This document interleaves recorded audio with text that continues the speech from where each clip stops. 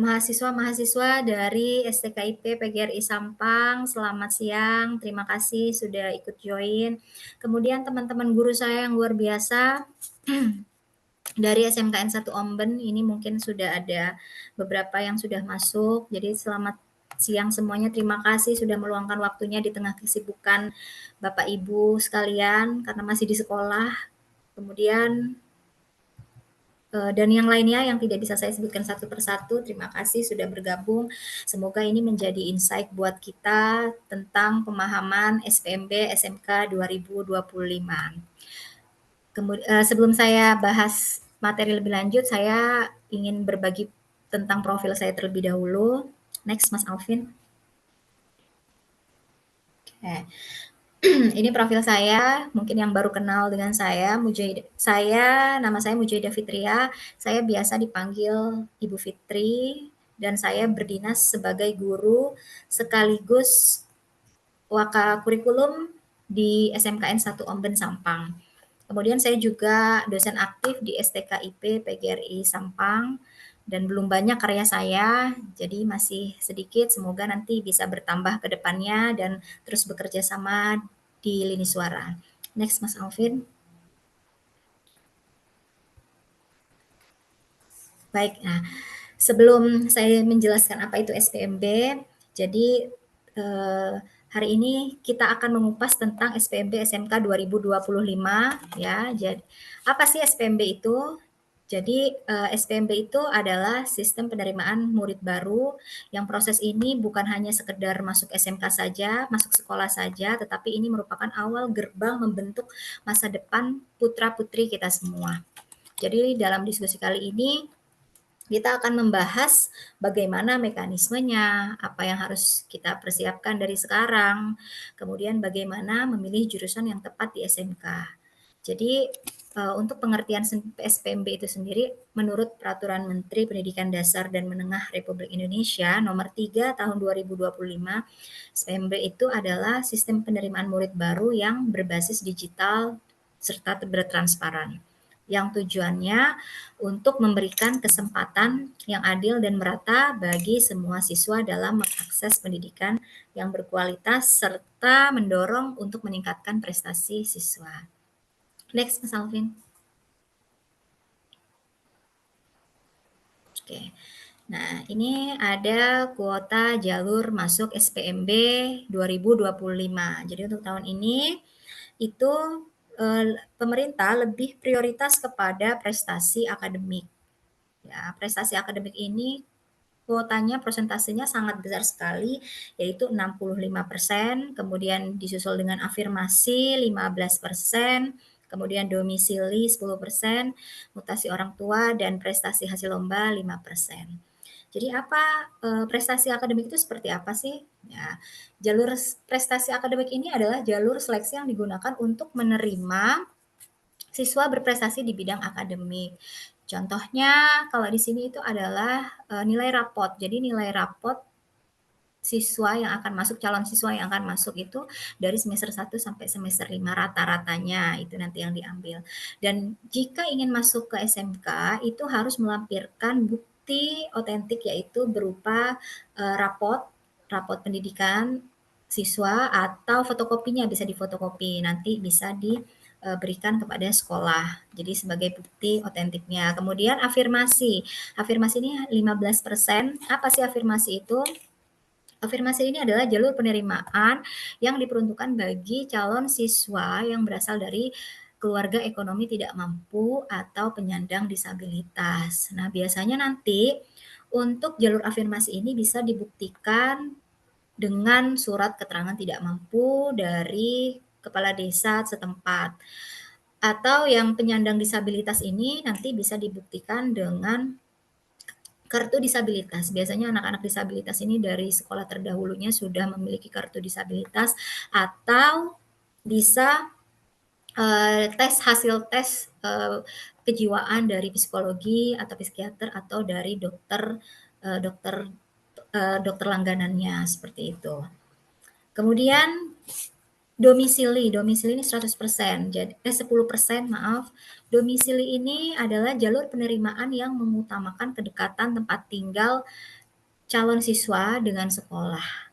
Jadi jalur ini berlaku untuk calon siswa yang berdomisili di wilayah penerimaan yang sudah ditetapkan oleh pemerintah. Jadi domisili ini atau rayon sebutannya, itu sudah ada pemetaan wilayahnya oleh pemerintah daerah setempat. Jadi nggak usah khawatir, sudah tidak seperti sistem zonasi yang tahun lalu. Kemudian yang keempat itu adalah jalur mutasi orang tua. Jalur penerimaan ini karena perpindahan dari tugas orang tua, contohnya bisa sebagai TNI atau Polri atau PNS, itu anak itu bisa mengikuti jalur ini jika mengikuti orang tuanya dengan dibuktikan dengan surat keterangan dari instansi terkait. Kemudian jalur prestasi hasil lomba. Jalur ini menerima siswa baru yang mempertimbangkan prestasi melalui lomba-lomba, baik secara akademik maupun non-akademik. Next, Mas Alvin.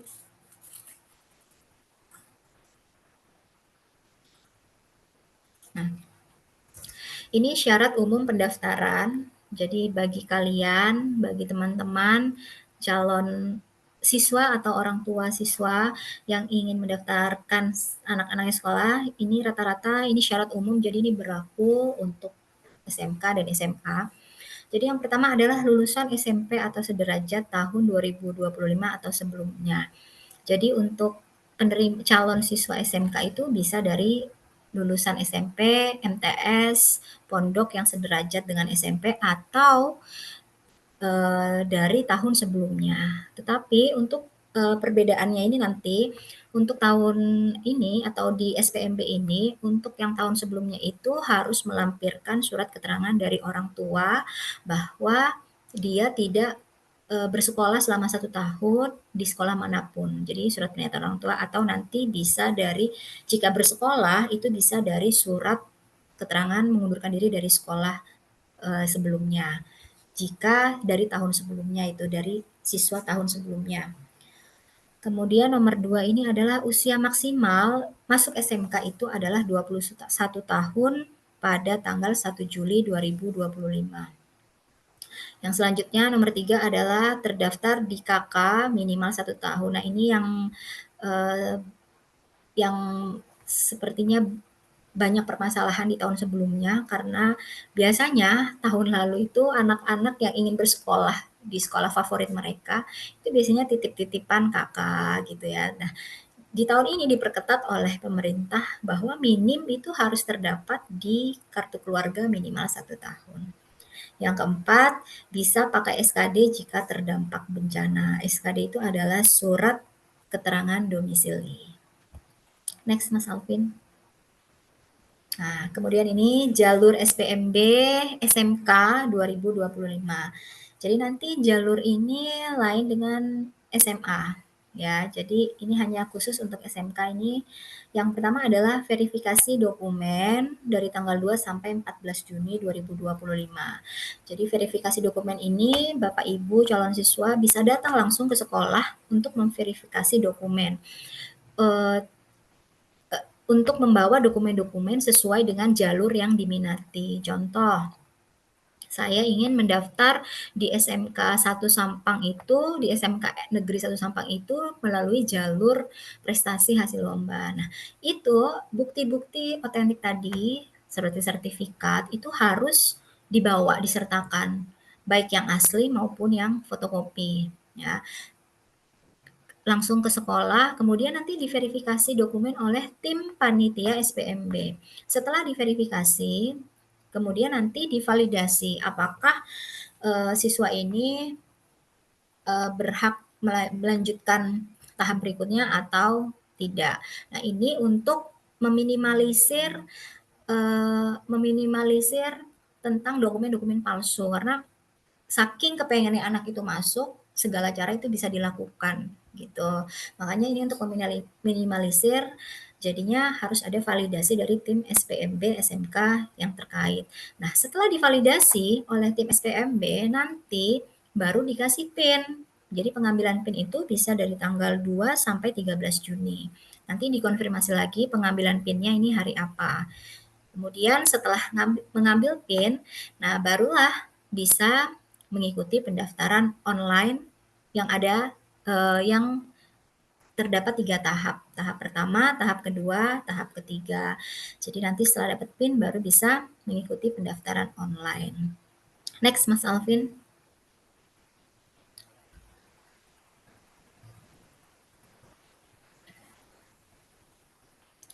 Nah, ini tahapan SPMB SMK 2025 secara online. Jadi tahap 1 dari tanggal 16 sampai 17 Juni 2025 ini khusus untuk jalur afirmasi, jalur mutasi orang tua, dan jalur prestasi hasil lomba. Nah, ini perlu tanggal-tanggal penting ini perlu dicatat buat calon siswa atau orang tua yang ingin anaknya masuk ke SMK.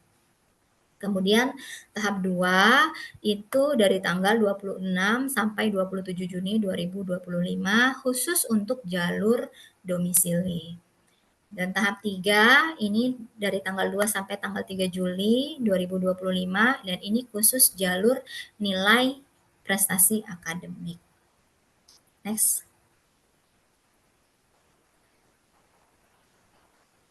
Nah, ini dokumen apa saja sih yang harus kita siapkan kalau kita mau mengantar adik atau anak ke sekolah, ke SMK atau SMA atau SMP. Ini berlaku, ini dokumen-dokumen umum yang harus dipersiapkan. Yang pertama adalah akta kelahiran atau KK. Ini kalau bisa, biasanya ada sekolah yang disuruh membawa aslinya. Jadi bawa asli dan fotokopiannya. Kemudian ijazah atau SKL. Bagi lulusan yang sebelumnya itu sudah menerima ijazah itu silakan dibawa. Kemudian SKL ini bagi lulusan yang baru saja keluar dari SMP ya atau dari sekolah menengah pertamanya itu bisa melampirkan SKL. Kemudian rapot jika itu jalur nilai prestasi akademik. Nah, seperti saya di awal tadi sampaikan bahwa untuk jalur nilai prestasi akademik itu adalah melalui jalur nilai rata-rata rapot dari semester 1 berarti kelas 7 sampai semester 5 kelas 9 semester awal itu wajib dibawa rapot. Kemudian bukti prestasi. Nah, bukti prestasi ini bisa dibuktikan dengan sertifikat gitu. Jadi sertifikat yang didapatkan dalam lomba itu bisa dibawa sebagai bukti untuk mendaftar lewat jalur prestasi lomba. Kemudian surat mutasi, ini surat mutasi bagi yang melalui jalur mutasi karena orang tuanya harus berpindah tugas. Kemudian disabilitas, disabilitas ini biasanya dapat kartu disabilitas itu atau tes kesehatan, tes hasil tes dari dokter setempat. Kemudian yang terakhir ini adalah surat pernyataan orang tua jika diperlukan. Jadi surat pernyataan orang tua ini contohnya seperti tadi, jika lulusan tahun sebelumnya itu ingin mendaftar sekolah SMK, itu boleh asalkan ada surat pernyataan orang tua bahwa dia tidak bersekolah selama 1 tahun sebelum masuk SMK. Itu surat pernyataan orang tua itu yang dimaksudkan. Next. Nah, sekarang perbedaan PPDB dan SPMB. Jadi topik ini seringkali menimbulkan kebingungan di lapangan. Jadi banyak yang menyangka bahwa keduanya itu sama. Padahal dari sisi mekanisme, tujuan, alur masuk, hingga pelaksana kegiatan keduanya memiliki perbedaan yang cukup mendasar. Jadi oleh karena itu di sini diharapkan bisa menjadi sarana klarifikasi sekaligus edukasi bersama agar kita semua dapat mengambil keputusan yang lebih tepat. Jadi harapannya nanti setelah pemaparan ini Bapak Ibu serta adik-adik calon siswa bisa mendapatkan gambaran yang lebih jelas dan mampu menentukan pilihannya yang paling sesuai dengan kebutuhan dan potensi masing-masing. Jadi kenapa sih berubah namanya? Kok kesannya setiap ganti menteri, setiap ganti kabinet itu pasti berubah istilahnya, gitu ya. Jadi sebenarnya SPMB ini adalah semoga menjawab harapan Pak Menteri ini semoga menjawab permasalahan-permasalahan terdahulu yang terdapat di PPDB 2024 yang disinyalir banyak permasalahan, banyak kecurangan dan lain-lain. Contohnya yang seperti saya ambil contoh kasusnya di Depok, Jogja, dan Jabar ini kecurangan PPDB, kemudian kecurangan prestasi ya di Padang kalau nggak salah di Sumatera. Jadi next Mas Alvin. Nah, jadi apa sih perbedaan PPDB dengan SPMB? Sepertinya sama saja, hanya merubah istilah saja gitu ya. Jadi kalau dilihat dari singkatan ini penerimaan PPDB itu adalah penerimaan peserta didik baru, sedangkan SPMB itu adalah sistem penerimaan murid baru. Ya, jadi di singkatan saja itu sudah berubah gitu. Kemudian yang kedua adalah, nah ini yang sangat mencolok sekali perbedaannya, yaitu istilah zonasi di PPDB dengan istilah domisili di rayon. Domisili atau rayon di SPMB. Jadi apa bedanya zonasi dengan domisili? Jadi kalau zonasi itu adalah penerimaan siswa baru berdasarkan jarak rumah siswa dengan sekolah. Nah, sedangkan domisili itu adalah penerimaan siswa baru yang berdasarkan wilayah administratif yang sudah ditentukan oleh pemerintah atau yang kita sebut rayon. Jadi ini biasanya yang kalau SPMB ini wilayah administratif itu sudah dibagi oleh Dinas Pendidikan provinsi biasanya sudah dibagi. Kalau Jawa Timur itu sudah ada pembagian wilayah administratifnya. Kemudian nah, ini juga jalur penerimaan. Di dalam PPDB, jalur prioritas penerimaan saat PPDB itu adalah yang pertama adalah jalur zonasi. Ya, jadi ini jalur prioritas pada saat itu adalah jalur zonasi. Kemudian untuk di SPMB, jalur prioritasnya adalah jalur prestasi akademik. Nah, ini pemerintah menekankan prestasi akademik dan prestasi hasil lomba. Jadi kuotanya lebih banyak ya. Walaupun sama kuotanya tetapi untuk prioritas itu dizonasi. Kemudian untuk afirmasi tetap sama, prestasi hasil lomba tetap sama. Nah, tetapi bedanya ini ada perbedaan yang cukup mencolok juga untuk prestasi hasil lomba di SPMB tahun ini itu mereka kita menyediakan golden ticket. Nah, ini golden ticket itu diberikan bagi siswa-siswi yang berprestasi secara non akademik yaitu dalam bidang kepemimpinan, yaitu dengan mengikuti organisasi-organisasi sekolah, OSIS, atau menjadi ketua OSIS atau pengurus OSIS lainnya. Itu bisa mengikuti lewat jalur hasil lomba. Dan yang kedua itu adalah kalau golden ticket itu diperuntukkan untuk siswa-siswi yang hafidz Quran. Nah, ini yang penting sekali. Jadi kalau hafidz Quran, kemudian dibuktikan dengan sertifikat hafidz Quran biasanya ada, itu bisa masuk sekolah lewat jalur prestasi hasil lomba. Gitu. Kemudian ada ini yang baru lagi adalah jalur afirmasi.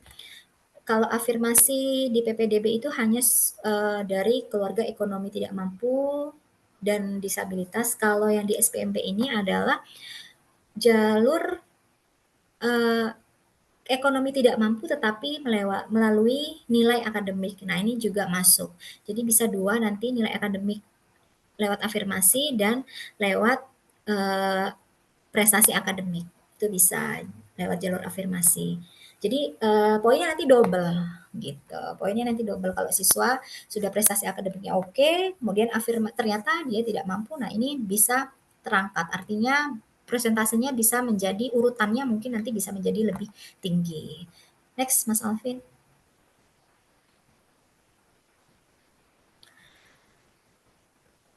Dan perlu saya sampaikan pula, ini ternyata di jalur SPMB ini sekarang sudah 2025, khususnya di Jawa Timur, ini sudah ada AI SPMB 2025 Jawa Timur yang namanya Senopati.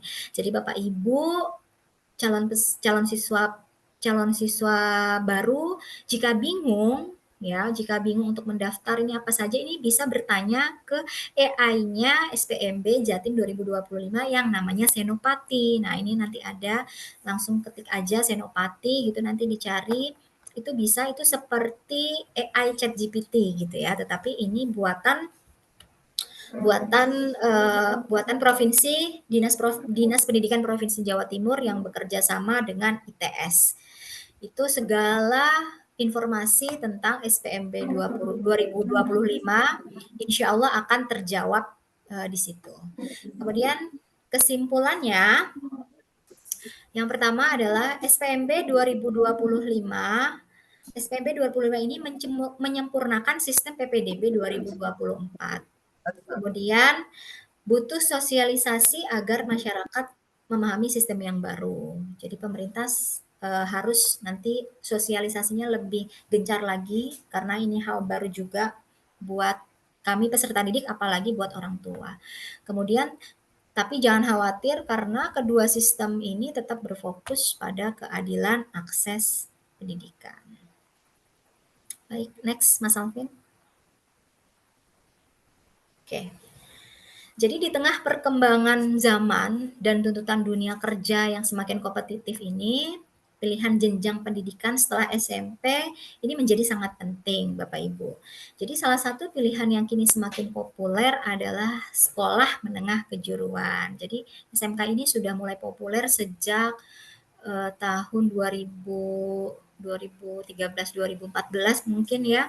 Jadi persentase pada saat itu Menteri Pendidikan menggemborkan untuk persentase SMK dan SMA itu 70% SMK, 30% SMA di setiap daerah. Jadi SMK ini menawarkan pendidikan berbasis vokasi yang berarti fokus kepada pendidikan dan pelatihan yang mengarahkan siswa untuk memiliki keterampilan praktis dan teknis. Jadi dari 2014 itu sudah pemerintah pusat melalui pemerintah daerah sudah mencanangkan SMK ini harus lebih banyak di setiap daerahnya. Jadi kira-kira apa sih alasan utama siswa-siswi kita itu memilih SMK? Apakah SMK ini benar-benar bisa memberi jalan cepat menuju dunia kerja atau bahkan wirausaha? Jadi mari kita diskusikan kenapa harus sekolah di SMK.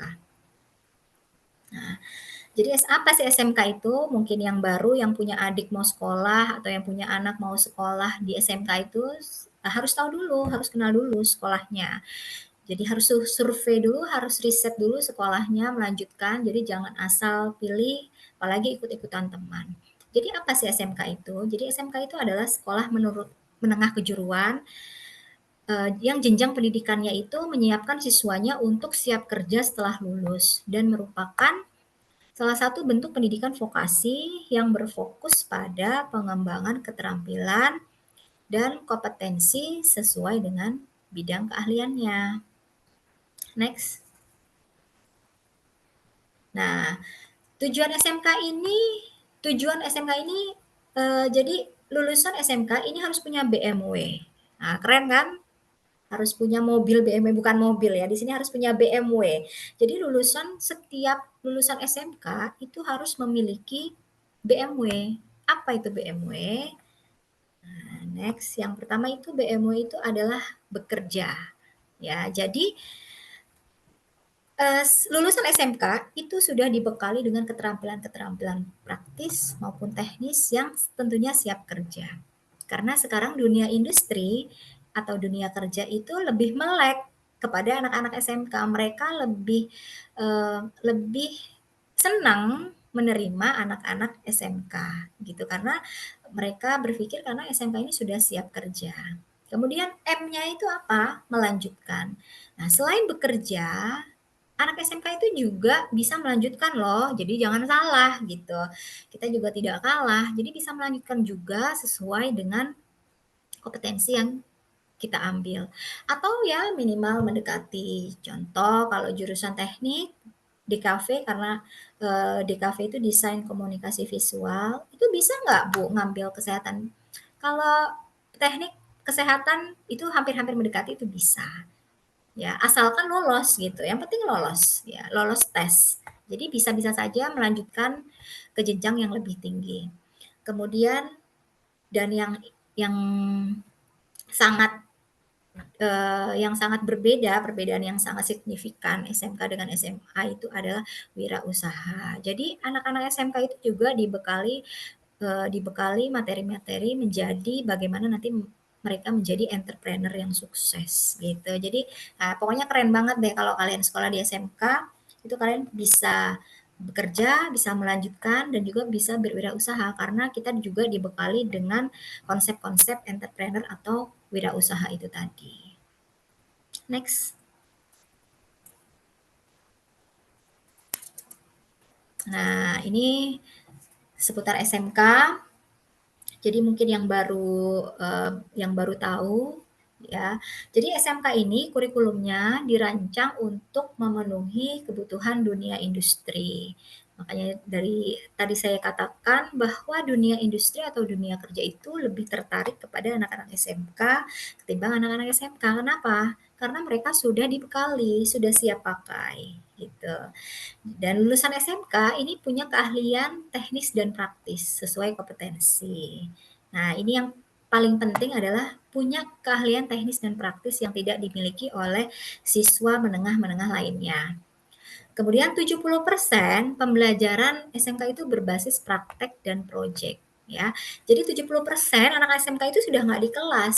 Mereka di mana? Mereka ada yang di bengkel, tergantung kompetensi keahliannya atau tergantung jurusannya. Kalau seperti TKR, teknik kendaraan ringan, itu 70% mereka sudah di bengkel, 30% di kelas. Mereka tetap menerima teori, tetapi prakteknya itu lebih banyak. Kalau yang broadcasting berarti nanti ada di studio gitu ya. Next. Nah, ini. Kemudian desain ruang praktek seperti lab, laboratorium, bengkel, studio. Ini harus sesuai dengan standar industri, minimal harus sama gitu enggak karena kita bukan dunia industri jadi minimal harus sama dengan dunia industri. Contohnya tadi jurusan teknik sepeda motor itu kalau kita bekerja sama dengan Honda, itu minimal ruang praktek kita, bengkel kita harus sama dengan yang ada di Honda. Nah, yang ada di dealer Honda itu harus sama minimal ya 70% lah harus sama ya, karena akan menyesuaikan nantinya pada saat mereka praktek kerja atau magang. Nah, ini yang membedakan sangat mencolok sekali antara SMA dan SMK yaitu adalah PKL. Jadi siswa SMK di SMK sendiri itu wajib mengikuti praktek kerja lapangan atau PKL. Nah, ini yang membedakan dengan anak-anak SMA atau SMA atau yang sederajat ini PKL. Jadi untuk di kurikulum Merdeka, anak-anak pelaksanaan PKL itu siswa itu dilaksanakan pada kelas 12 semester genap. Ya. Jadi 3 tahun ya. Untuk SMK yang jenjangnya selama 3 tahun itu ditaruh di kelas 12 semester genap semester 6 itu sudah PKL selama 6 bulan. Nah, tetapi ada juga SMK yang lamanya itu 4 tahun. Itu ada SMK khusus itu namanya 4 tahun. Jadi 1 tahun itu mereka gunakan untuk PKL. Biasanya SMK-SMK ini itu sudah bekerja sama dengan dunia industri atau dunia kerja di luar negeri. Jadi sudah internasional gitu. Mereka magang di luar negeri selama 1 tahun. Itu yang selama 4 tahun, durasinya 4 tahun. Kemudian siswa SMK juga dibekali dengan keterampilan wirausaha. Itu tadi seperti saya bilang, mereka juga dibekali konsep-konsep menjadi entrepreneur yang sukses. Jadi gitu. Nah, kira-kira masih tertarik nggak nih masuk SMK? Ya, jadi kalian juga harus hati-hati yang ingin masuk SMK atau Bapak Ibu orang tuanya yang ingin mengarahkan anaknya masuk SMK, ini jangan sampai anaknya tidak tahu informasi-informasi terkait SMK. Mereka masuk hanya karena ikut-ikutan temennya. Biasanya seperti itu ya, karena ABG sekarang ini masih labil. Nah, apalagi usia-usia 13, 14, 15 tahun ini mereka masih ikut-ikutan temennya. Jadi memilih jurusan di SMK itu bukan hanya sekedar soal minat saja, tetapi juga berkaitan masa depan. Jadi jangan sampai ikut-ikutan teman, kalau bisa pilihlah sekolah sesuai dengan cita-cita dan masa depan kamu, ya. Tapi siswa itu jangan sampai memilih salah jurusan SMK. Next. Nah, ini ada tips memilih program keahlian atau jurusan SMK yang tepat. Seperti tadi saya sampaikan bahwa jangan sampai ikut-ikutan teman, jangan sampai hanya karena tren. Nah, ini kita harus sadari dulu, ya, sadari dulu kita mau kemana, mau jadi apa, cita-cita kita mau jadi apa, supaya pilihan kita tepat, jadi karir masa depan kita itu bisa terarah. Nah, ini makanya pentingnya memilih jurusan yang tepat di SMK. Kenapa kok sangat penting memilih jurusan yang tepat di SMK? Karena jurusan yang kamu pilih pada saat kamu sekolah itu akan mempengaruhi keterampilan yang kamu kuasai. Ya, jadi kalau bisa sedini mungkin kamu jangan salah pilih. Ya, akan lain hasilnya jika kamu sekarang pilih asal-asalan dengan kamu sudah memilih sekarang dengan konsep yang matang untuk hidupmu. Jadi Gen Z nih, sekarang Gen Z ini sudah kalian waktunya bukan ikut-ikutan teman lagi, bukan waktunya mager-mageran lagi, tapi kamu harus buktikan masa depanmu harus terkonsep dari sekarang, harus terus terstruktur dari sekarang. Mau gimana, mau ngapain, mau jadi apa nantinya, itu harus dari sekarang dikonsep. Jadi jangan ikut-ikutan teman. Nah, akan berdampak pada peluang kerja, kuliah, wirausaha setelah lulus. Nah, ini penting. Jadi kalian memilih jurusan yang tepat di SMK itu harus cari informasi, harus banyak-banyak cari informasi. Sekarang akses informasi itu sangat terbuka lebar loh ya, sangat mudah sekali karena zamannya sekarang zaman digitalisasi. Hampir semua anak, semua siswa SMK itu punya HP, punya smartphone. Jadi gunakan smartphone itu dengan sebaik mungkin. Dan jika kamu menggunakan peluang itu, smartphone itu, kamu untuk hal-hal yang baik, untuk pembelajaran, insya Allah kamu akan sukses. Ya, banyak anak-anak sukses, siswa-siswa sukses, anak-anak usia seperti kalian 15, 14 tahun di media sosial itu sukses, itu mereka jualan, ya. Kemudian artinya memanfaatkan media sosial yang mereka punya. Nah, itu kalian juga perlu keahlian-keahlian seperti itu. Perlu keahlian-keahlian khusus untuk penambah wawasan. Nah, itu juga bisa kalian lihat di SMK itu ada nggak jurusan, contohnya jurusan apa yang kira-kira saya bisa jualan di SMK ini jurusan apa ya? Oh, ada DKV atau animasi gitu. Dan itu menghasilkan ya. Banyak kok sekarang graduate ya dari kalangan anak-anak muda sekarang itu Masya Allah banyak sekali. Jadi mereka memanfaatkan peluang sebenarnya. Kemudian pentingnya yang terakhir ini adalah jurusan yang tepat membuat proses belajar kamu lebih menyenangkan dan bermakna. Jelas kalau kamu bisa belajar dari hal-hal yang kamu sukai, pastinya kamu akan berprestasi. Ya, prestasi ini akan berhubungan dengan proses belajar. Jadi kira-kira kamu kalau ada jurusan yang kamu ambil di SMK itu tidak sesuai dengan keinginanmu karena paksaan orang tua atau karena ikut-ikutan, itu akan lain hasilnya dengan kalau kamu inisiatif sendiri ambil jurusan yang kamu suka itu akan lain hasilnya. Jadi begitu, jadi hati-hati dalam memilih jurusan di SMK. Next, Mas Alvin. Nah, ini tips memilih jurusan. Jadi ada quotes ya. Wonderful thing happen when you do something you love. Jadi keajaiban-keajaiban itu akan muncul jika kamu melakukan hal-hal yang kamu sukai atau yang kamu cintai itu artinya seperti itu. Jadi mulainya dari sekarang diarahkan untuk milih mau sekolah di mana. Nggak ke SMK pun nggak apa-apa, tetapi kamu harus merencanakan dari sekarang, terutama adik-adik SMP, MTS, atau yang sederajat yang bingung, itu nanti minta tolong didampingin oleh orang tua, atau oleh kakak, atau oleh guru-gurunya yang lainnya.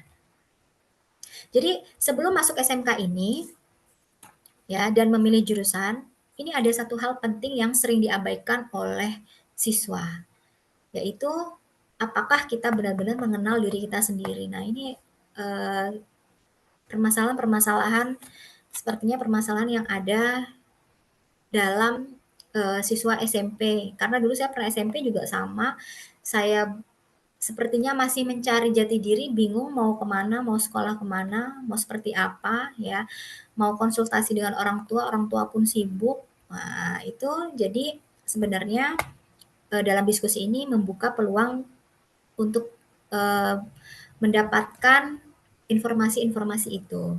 Jadi mengenal diri sendiri ini bukan sekedar tahu hobi atau pelajaran favorit saja, tapi kita juga perlu tahu bakat, minat, kepribadian, dan cita-cita kita mau jadi apa. Makanya itu pentingnya memilih jurusan yang tidak asal-asalan, harus disesuaikan dengan potensi yang kita miliki. Jadi sih sebenarnya bagaimana cara memilih jurusan itu, yang penting memilih jurusan yang tepat itu yang pertama adalah kenali diri kita sendiri. Ya. Jadi sebelum kalau orang tuamu sibuk, kemudian kamu juga tidak punya teman bicara, artinya temanmu juga sama-sama bingung mau kemana. Nah, kamu bisa berkaca, bertanya kepada diri sendiri. Kenali diri sendiri dulu. Who am I? Bagaimana cara mengenalinya? Kamu bisa buat jurnal, ya. Kira-kira apa sih yang kamu sukai? Nah, apakah menggambar atau memasak, ya, atau olahraga? Itu kamu bisa buat jurnal. Apa hal yang kamu sukai? Kemudian, apa yang kamu cepat pelajari? Hal apa, mapel apa atau mata pelajaran apa yang kamu cepat pelajari? Apakah perhitung-hitungan, aljabar, ataukah bahasa, ataukah sains, ya. Jadi itu kamu harus bertanya dalam diri kamu sendiri. Yang tahu jawabannya itu cuma kamu sendiri. Kemudian, nah ini yang perlu kalian tulis, cita-citamu itu apa sih ke depannya. Nah, karena cita-cita ini sering berubah seiring dengan waktu, ya. Lain-lain. Jadi cita-cita saya waktu SD pengen jadi ini nih. SMP pengen jadi ini pasti berubah setiap lain karena mengikuti perkembangan zaman. Jadi kalau dulu cita-cita saya ini pengen jadi dokter. Tetapi setelah melihat proses jadi dokter itu ternyata matematikanya harus dikuasai. IPA-nya harus dikuasai, ternyata saya nggak mampu. Akhirnya saya berubah cita-citanya menjadi yang lainnya. Nah, seperti itu, karena akan berubah setiap jenjang waktu kita, seiring waktu itu akan berubah cita-cita itu. Jadi apa sih cita-cita ke depannya kalau SMK ini berarti 3 tahun ke depan, ini kamu mau jadi apa? Itu harus sudah kamu punya jurnalnya. Dan kalau kamu bingung, masih bingung lagi dengan dengan pemilih apa, membuat jurnal itu, kamu bisa tes minat dan bakat. Ya, jadi kamu bisa tes minat dan bakat tentunya ini memerlukan pendampingan dari orang tua. Kamu harus bilang sama orang tua karena itu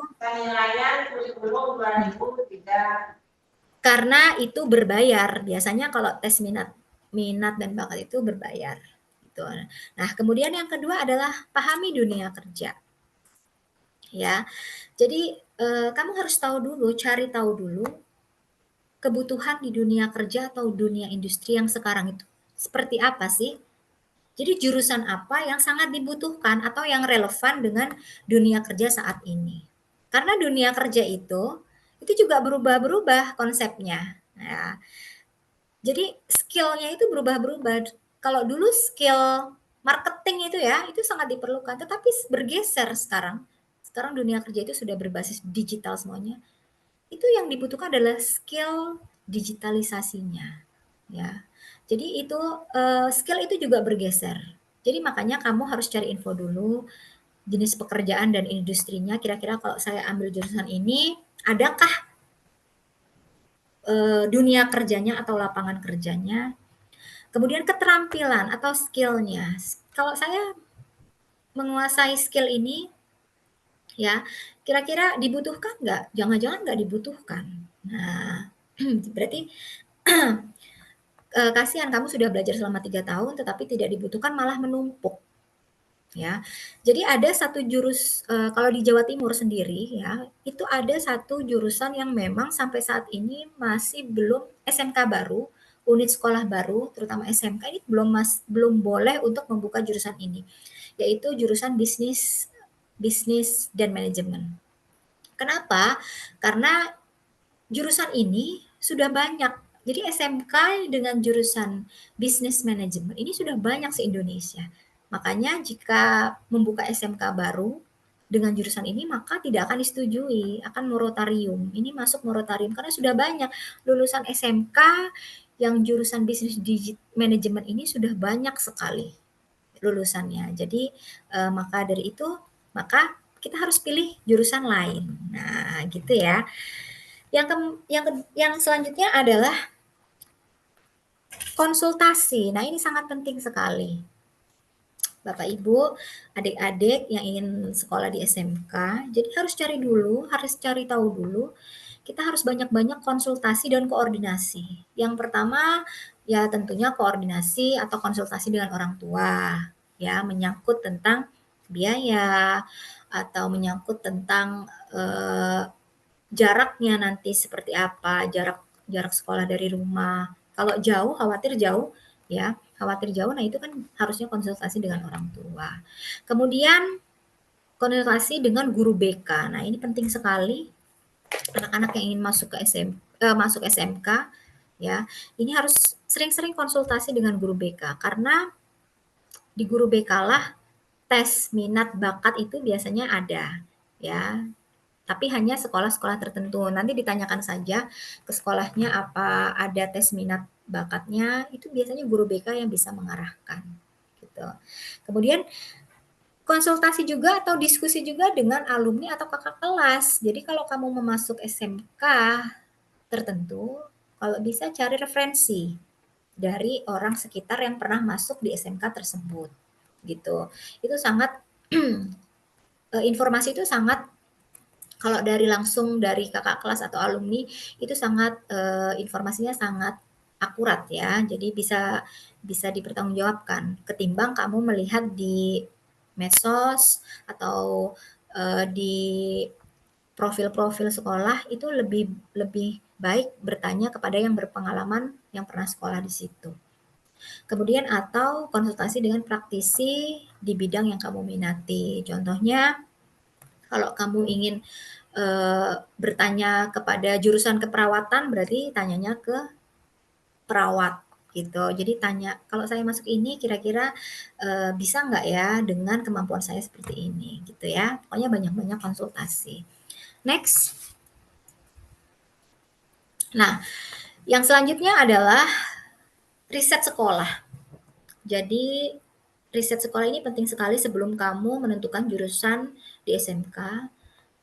Yang pertama ini program keahlian dan jurusan yang ada. Jadi kalau perlu, ya sebelum masuk sekolah itu, kamu datangi sekolah itu, kamu cari tahu informasinya langsung ke sana. Program apa sih kira-kira yang ada di sana? Atau jurusan apa yang ada di sana? Apakah jurusan itu sesuai dengan yang kamu minati atau tidak? Nah itu kamu langsung riset ke sekolahnya. Ya, yang kedua adalah reputasi sekolah. Nah, ini penting sekali, reputasi sekolah ini. Seperti saya bilang tadi, riset itu jangan hanya melalui media sosial, tetapi kalau bisa itu harus langsung datang ke sekolah tersebut. Jadi reputasi sekolah ini sangat penting. Kalau mungkin hanya kalau di media sosial itu hanya wajahnya saja, hanya luarnya saja. Kalau kamu mau tahu dalamnya, itu langsung ke sekolah, lihat di sekolah. Budaya sekolahnya seperti apa, apakah sudah anti bullying, apakah sudah anti kekerasan. Nah, itu perlu dicek gitu ya. Kemudian Yang ketiga adalah fasilitas sekolah. Nah, kadang antara di media sosial dengan yang di lapangan itu tidak sesuai. Jadi makanya perlu riset sekolah langsung, secara langsung ya, bukan riset sekolah di media sosial, secara langsung. Gitu. Jadi bisa ngecek langsung sama nggak antara yang di media sosial, yang di iklan itu dengan yang kenyataannya. Kadang yang di iklan itu lebih bagus ya dengan yang ada di lapangan. Jadi itu penting riset sekolah.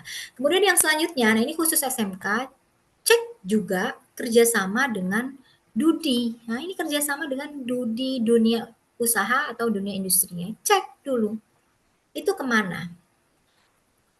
Ada SMK tadi yang program 4 tahun itu ya, yang 1 tahun PKL di luar negeri itu dia sudah kerjasama dengan Dudi yang ada di luar negeri. Itu biasa 1 tahun. Makanya cek, ini kerjasamanya dengan Dudinya ini mana saja, dicek, ditanyakan gitu ya. Jadi jangan malu bertanya. Kemudian nah ini yang terpenting adalah rekam jejak alumni. Nah biasanya nih ya ada orang tua yang menyekolahkan anaknya karena alumninya ini menjadi orang terkenal, pejabat tinggi gitu ya, pejabat negara, itu biasanya rekam jejak alumni ini juga dibaca nih, kasih tahu. Jadi ada kebanggaan tersendiri kalau kita sekolah sama dengan contohnya gubernur kita atau dengan presiden kita, itu ada kebanggaan tersendiri, sepertinya kayak gitu ya. Oke, next. Jadi perlunya riset sekolah. Nah, ini perlu dicatat. Jadi dalam memilih jurusan di SMK ini jangan terburu-buru atau apalagi ikut-ikutan teman. Jadi harus pertimbangkan dengan matang. Karena memilih jurusan SMK ini adalah salah satu penentu karir kamu di masa depan. Kemudian jurusan yang kamu pilih nantinya ini akan membentuk keterampilanmu dan membuka kesempatan kerja, bahkan menentukan arah hidupmu setelah lulus. Nah, tadi saya bilang, jadi jika ingin kamu sukses dari sekarang, itu harus terkonsep sedini mungkin dalam memilih sekolahan. Jangan sampai kamu bingung milih sekolah karena ikut-ikutan teman atau karena dipaksa orang tua, keluar sekolah, lulus sekolah, kamu bingung mau kerja di mana. Nah, jangan sampai seperti itu. Jadi benar-benar harus dipikirkan secara matang. Yang selanjutnya adalah kenali diri sendiri. Jadi seperti yang saya bilang tadi, who am I? Tanyakan dirimu sendiri, sering-sering berkaca, kira-kira saya ini minat saya apa ya? Kemudian pelajaran favorit saya apa ya? Kira-kira kemampuan saya ini mampu di mana ya? Itu kamu banyak-banyak bertanya sendiri. Kemudian gali potensimu, kemudian banyak-banyak juga cari informasi di luar sana, dan yang terpenting adalah bertanya dengan orang yang tepat. Gitu. Kalau kamu bingung, bertanya dengan orang yang tepat. Oke, mungkin next. Nah, ini ada quotes of the day dari saya. Jadi penting jurusan itu, pemilihan jurusan yang tepat, bukan pilihlah jurusan yang tepat, bukan jurusan yang populer. Ya, tapi jurusan yang paling kamu sukai. Jadi karena masa depanmu ini dimulai dari keputusan yang bijak kamu tentukan hari ini.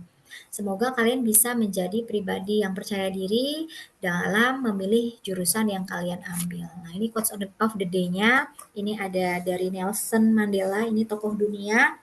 Pendidikan adalah senjata yang paling ampuh untuk mengubah dunia. Kemudian dari Tan Malaka, ini dari tokoh nasional, ini adalah tujuan pendidikan itu untuk mempertajam kecerdasan, memperkukuh kemauan, serta memperhalus perasaan. Ya, jadi itu tujuan pendidikan yang sebenarnya. Mungkin itu saja dari saya, kurang lebihnya saya mohon maaf, karena sifatnya saya manusia biasa, jadi hanya berbagi sedikit pengalaman dan informasi yang saya tahu. Terima kasih. Wassalamualaikum warahmatullahi wabarakatuh. Waalaikumsalam warahmatullahi wabarakatuh. Terima kasih Ibu Fitri atas penyampaian materinya seputar SPMB dan SMK. Kurang lebih tadi kita juga mendengarkan perbedaan antara SPMB dan PPDB, yang pada saat PPDB kita sering mendengar soal zonasi. Sekarang bahasa zonasi tersebut dirubah menjadi domisili, terus juga ada beberapa persentase yang diubah kembali, mungkin tidak banyak, dan juga kita juga melihat secara penyempurnaan dari sistem yang sebelumnya ke sistem yang dikembangkan pada sistem di tahun ini.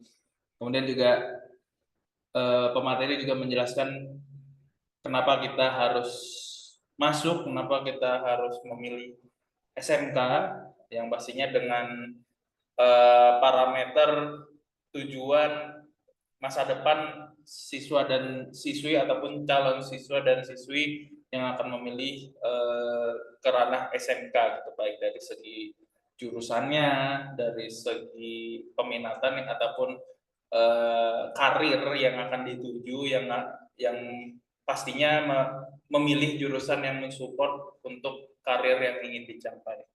Kurang lebih seperti itu. Mungkin juga para partisipan sekalian, Bapak Ibu sekalian juga sudah ingin bertanya terkait materi yang telah disampaikan tadi. Ada beberapa pertanyaan mungkin yang mau disampaikan. Kita akan memasuki sesi bincang santai. Untuk memulainya, silakan Bapak Ibu bisa mengangkat tangan atau raise hand pada tools reaction raise hand yang ada di Zoom. Kalau mengaktifkan kameranya apabila tidak ada gangguan sinyal. Kemudian setelah saya persilakan, bisa langsung open mic lalu mengajukan pertanyaannya. Mungkin untuk yang pertama kali kita langsung 3 pertanyaan dulu ya Ibu ya. Langsung bisa nanti 3 pertanyaan dulu dari para partisipan. Lalu misalnya ada yang mau bertanya lagi, bisa kita buka lagi sesi tanya jawabnya. Oke, siap.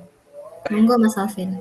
Silakan Bapak Ibu dan rekan-rekan sekalian, jika ingin bertanya silakan raise hand, ataupun mungkin kalau tidak nemu ya, tidak terlihat raise hand-nya, bisa langsung open mic, saya mau bertanya gitu. Silakan nanti menyebutkan nama dan asal instansi.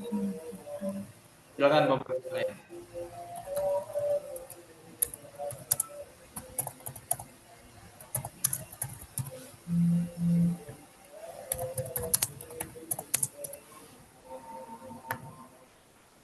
Oke. Mungkin butuh pancingan dulu ini rekan-rekan ini. Kalau kita mungkin untuk memancing saya sendiri nih Bu. Oh ada ini. Oke. Abdul Malik SMK Miftahul Jannah. Baik, silakan mengaktifkan kameranya apabila tidak ada gangguan sinyal dan mengaktifkan mikrofonnya untuk silakan. Ada gangguan sinyal. Hewan. Assalamualaikum warahmatullahi wabarakatuh. Waalaikumsalam warahmatullahi wabarakatuh. Ini mengenai tentang SPMB yang tadi dibahas oleh Bu Fitri. Waalaikumsalam. Jika nanti di salah satu lembaga menerima SPMB, semisal, apakah untuk sekolah swasta juga akan diberikan kesempatan membuka daya tampung bagi calon murid baru? Nah, jika siswa yang belum berhasil masuk ke sekolah negeri melalui jalur SPMB, dan bagaimana mekanisme untuk menerapkan hal tersebut. Nah, jadi bagaimana solusinya jika ada siswa yang belum berhasil lolos diterima SPMB di sekolah negeri, apakah di sekolah swasta boleh menampung atau bagaimana sistemnya, seperti itu pertanyaannya saya. Oke. Sebelumnya terima kasih, mohon maaf. Assalamualaikum warahmatullahi wabarakatuh. Waalaikumsalam warahmatullahi wabarakatuh. Terima kasih atas pertanyaannya Bapak Abdul Malik dari SMK Miftahul Jannah. Mungkin ada lagi yang ingin bertanya? Kalau tidak ada, mungkin bisa langsung dijawab Bu Fitri. Oke, Pertanyaan Bapak Abdul Malik, silakan. siap. Terima kasih Mas Alvin atas kesempatannya dalam sesi pertanyaan ini. Terima kasih Pak Malik. Ini Pak Malik kebetulan teman saya. Dulu saya pernah jadi kepala sekolah di SMK swasta dan kebetulan beliau teman saya satu wilayah wilayah Kedungdung. Jadi pertanyaannya bagus sekali karena tadi saya lupa juga, mohon maaf, mengingatkan bahwa zona-zona dan jalur-jalur SPMB SMK yang tadi saya share itu berlaku untuk SMK negeri gitu. Jadi untuk SMK negeri itu ada beberapa jalur tadi yang sudah saya jelaskan. Nah, kemudian pertanyaan Pak Malik ini adalah jika siswa yang tidak diterima di SMK negeri, kemudian apakah boleh sekolah di swasta? Tentunya boleh gitu ya. Kan seperti pengalaman saya juga gitu. Kalau SMK swasta ini SPMB-nya sepertinya durasinya panjang ya Pak Malik ya, Ya, tidak seperti panjang. di negeri ya, panjang. Jadi kalau di negeri itu memang kita sebelum kita membuka SPMB, ini kita sudah dijatah oleh Dinas Pendidikan ya. Terutama Dinas Pendidikan Provinsi ini kita sudah dijatah ya. Tadi Ibu Kepala juga sudah apa namanya menyampaikan, men-share ke saya supaya mengisi untuk daya tampung SMK di negeri. Jadi kita ini sudah punya kuota. Nah, SMK negeri itu sebenarnya sudah punya kuota berdasarkan kuota sebenarnya tahun lalu atau bisa menambah gitu. Makanya supaya bisa tahu supaya SMK swasta ini juga kebagian siswa. Jadi makanya itu SPMB ini tadi kan programnya pemerintah yang baru ini untuk meratakan pendidikan, kualitas pendidikan yang ada di Indonesia. Jadi sama-sama swasta juga dapat siswa, negeri juga dapat siswa. Jadi seperti itu Pak Malik. Jadi insya Allah jangan khawatir untuk SMK swasta karena kami negeri juga punya limited kuota terbatas untuk penerimaan siswa baru ini. Gitu. Mungkin itu saja Mas Alvin jawaban dari saya pada Pak Malik. Baik, Bapak Malik, apakah sudah jelas untuk jawaban dari Alhamdulillah pertanyaannya? sudah jelas. Jadi kita bisa legowo untuk bisa menampung anak didik kita yang bisa belum diterima SPMB nanti. Ya, terima kasih ya Pak Malik ya. Oke, sami-sami Bu, sehat selalu. Amin, sama-sama Pak Malik. Baik, mungkin ada yang lain yang ingin bertanya, bisa raise hand, ataupun mungkin bisa langsung open mic, menyebutkan nama dan asal instansinya, lalu diajukan pertanyaannya. Ibu, Oke, rapat kalau ya? Pak, iya pikir tak mimi jalur lah Ibu Dwi Fajarwati mungkin mau bertanya, mungkin tetap ketekan mungkin mikrofon. Oke, mungkin dari saya Ibu, ini Oke. sebagai panitia ya, ada dua pertanyaan Ibu mengenai perubahan sistem ya. Kita kan memahaminya perubahan ya Ibu. Cuma Ya. kalau mungkin di ranah para akademisi ataupun para pemangku regulasi ini menyebutnya penyempurnaan. Nah, apa yang apa ya bahasanya itu menganggap kalau ini memang menyempurnakan gitu dari sistem penerimaan yang sebelumnya.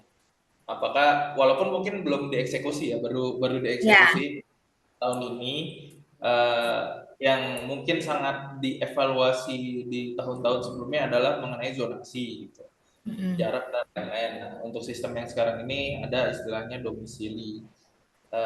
Apakah memang sistem penerimaan ini adalah penyempurnaan dari sistem-sistem sebelumnya, ataupun mungkin ini program penerimaan yang baru lagi gitu, apa namanya, sehingga ini menimbulkan apa ya pola-pola penerimaan yang berbeda juga nanti di setiap sekolah-sekolah.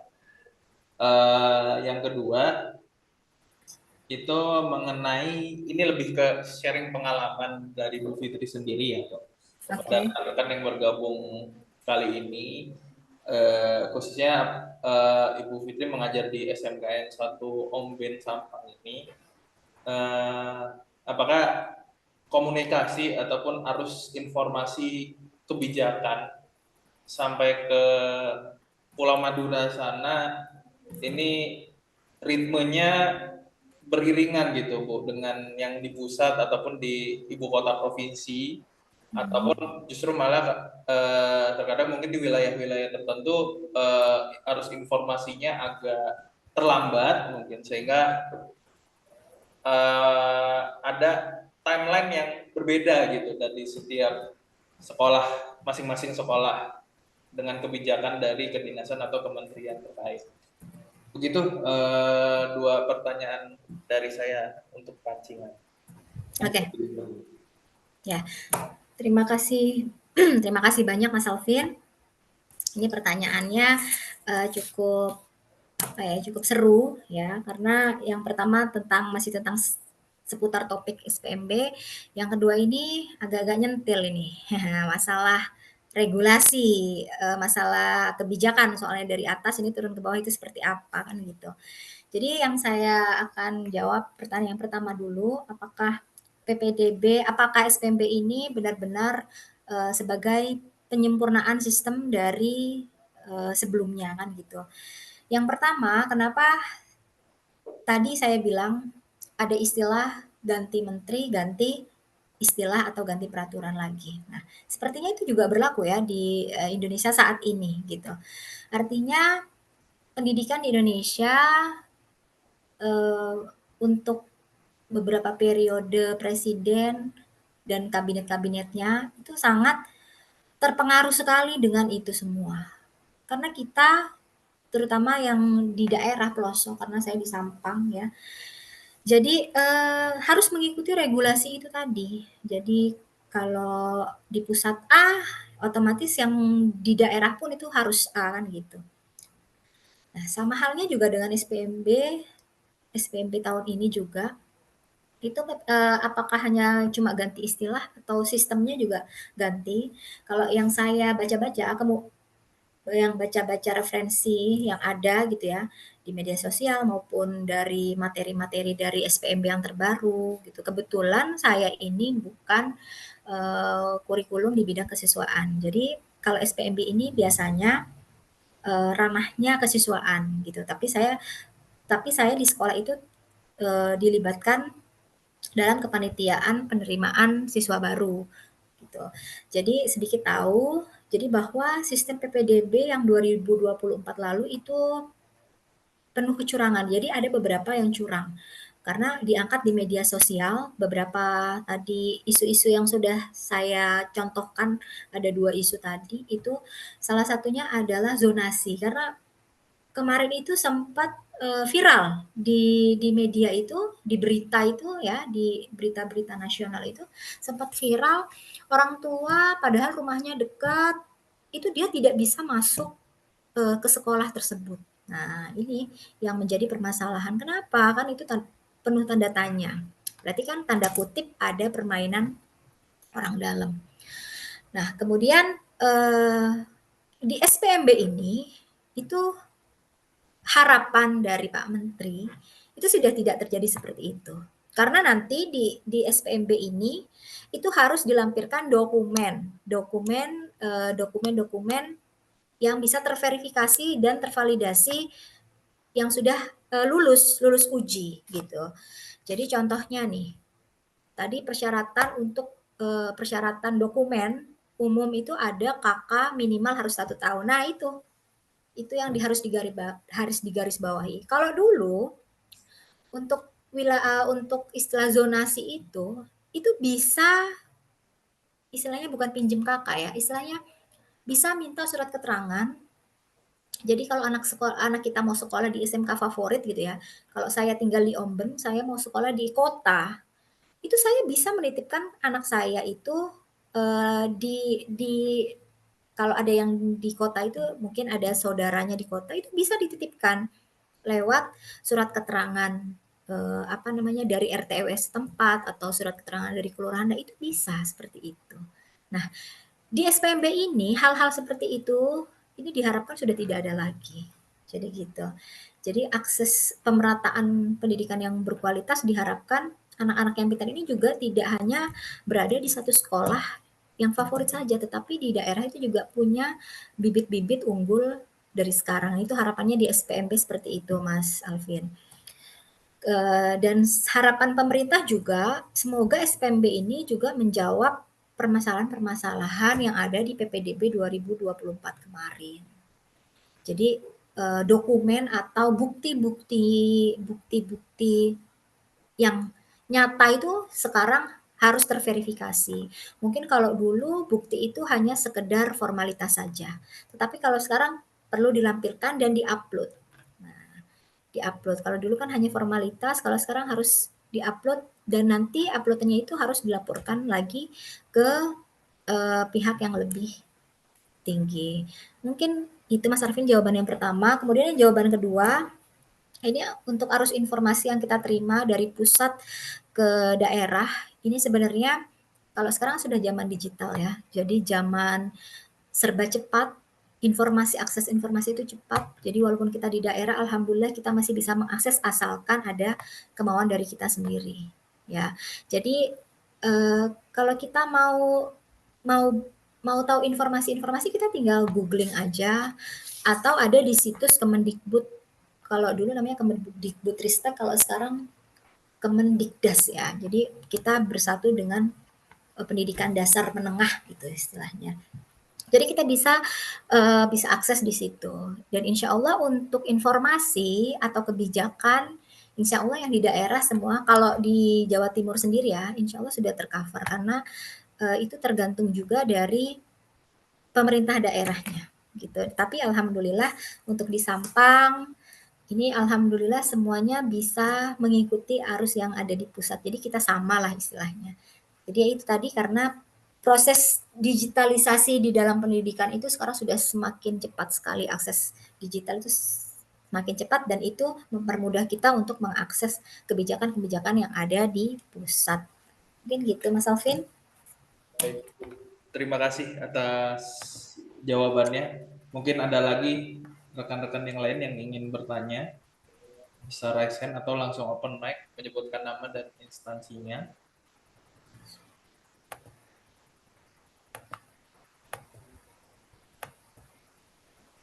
Oke, nampaknya semua sudah paham ini, Bu. Dan mungkin nanti kalau ada yang ingin meminta materinya, nanti akan kami kirimkan juga beserta dengan sertifikatnya. Jadi bisa mengisi presensi segera dengan waktu maksimalnya sampai jam 19 nanti. Baik, kalau mungkin sepertinya sudah tidak ada, mungkin rekan-rekan sudah jelas ya atas penyampaian materinya. Untuk itu saya persilakan Ibu Fitri untuk memberikan closing statement event bedah SPMB SMK 2005 untuk generasi juara kali ini. Oke, terima kasih Mas Alvin dan alhamdulillah terima kasih peserta Zoom kali ini, siang hari ini yang alhamdulillah berarti sudah paham semua ya. Jadi tadi ada pertanyaan, mungkin tidak ada yang perlu lagi kita diskusikan. Jadi terima kasih sekali lagi. Semoga apa yang saya sampaikan ini bermanfaat. Jadi closing statement saya, SPMB 2025 ini hadir sebagai bentuk penyempurnaan sistem penerimaan siswa baru yang lebih adil tentunya, kemudian lebih transparan dan lebih sistematis lagi. Dan ini merupakan langkah besar menuju akses pendidikan Indonesia yang berkualitas bagi seluruh generasi muda. Dan SMK ini bisa menjadi salah satu strategi bagi siswa yang ingin siap kerja, melanjutkan pendidikan maupun yang berwirausaha. Jadi inilah saatnya kita mengubah tantangan menjadi peluang, membimbing generasi muda memilih jalan yang terbaik untuk masa depan mereka. Jadi terima kasih atas dedikasi dan komitmen kita semua dalam mendukung perubahan ini dan juga terima kasih kepada pihak Lini Suara yang telah memberikan kesempatan kepada saya sebagai moderator di Zoom kali ini dan terima kasih para peserta yang sudah hadir meluangkan waktunya untuk bisa hadir di room Zoom ini. Terima kasih. Wassalamualaikum warahmatullahi wabarakatuh. Waalaikumsalam warahmatullahi wabarakatuh. Terima kasih sekali lagi Ibu Fitri atas penyampaian materi, termasuk juga dengan peluangkan waktunya untuk mengisi materi yang cukup penting ini yang perlu kita bahas. Baiklah, kita memasuki sesi penutup, namun sebelum kita tutup, saya akan mengumumkan pemenang Ice Breaking Event SPMB SMK 2025 kali ini. Pemenangan Ice Breaking kita kali ini jatuh kepada Bapak atau Mas Surya Aditya Pratama. Selamat kepada Bapak atau Mas Surya Aditya Pratama mendapatkan saldo e-money gratis dari penerbit suara. Nanti bisa mengkonfirmasi ke nomor WA yang telah menghubungi untuk memberikan link Zoom ini. Bisa mengkonfirmasi nomor kembali. Baik, dan yang terakhir adalah informasi mengenai lini suara. Kita sekali lagi memiliki produk atau katalog-katalog buku SFK, SMA, dan juga non-teks. Silakan juga bisa bertanya apabila ada kebutuhan untuk membeli buku ajar dan lain-lainnya, ataupun mungkin ingin melihat langsung, bisa mengakses e-commerce kami di Lini Suara Official, ataupun mungkin juga bisa melihat profiling kami, bisa mengakses di Instagram Lini Suara, di TikTok juga ada dengan nama yang sama, dan juga di YouTube dengan nama yang sama. Seperti itu informasinya. Kami mengucapkan terima kasih atas partisipasinya sampai akhir acara ini, dan mohon maaf apabila ada kesalahan-kesalahan ataupun waktu yang mungkin terlambat memulainya. Sebelum itu nanti rekan-rekan juga bisa mengaktifkan kameranya untuk kita screenshot dokumentasi kegiatan kita pada kali ini. Silakan untuk mengaktifkan kameranya dan membentuk huruf L, salam literasi. Untuk kita screenshot, kita dokumentasikan kegiatan kita pada kali ini, termasuk nanti rekamannya pun juga bisa diakses di YouTube kami, rekaman kita, kegiatan kita pada kali ini. Baik, sudah beberapa yang mengaktifkan kamera. Oke, kita foto dulu ya, ada 2 slide, bisa ditahan. Tim screenshot sudah siap ya? Kita foto, 1, 2, 3. Sekali lagi, 1, 2, 3. Oke, slide berikutnya. 1, 2, 3.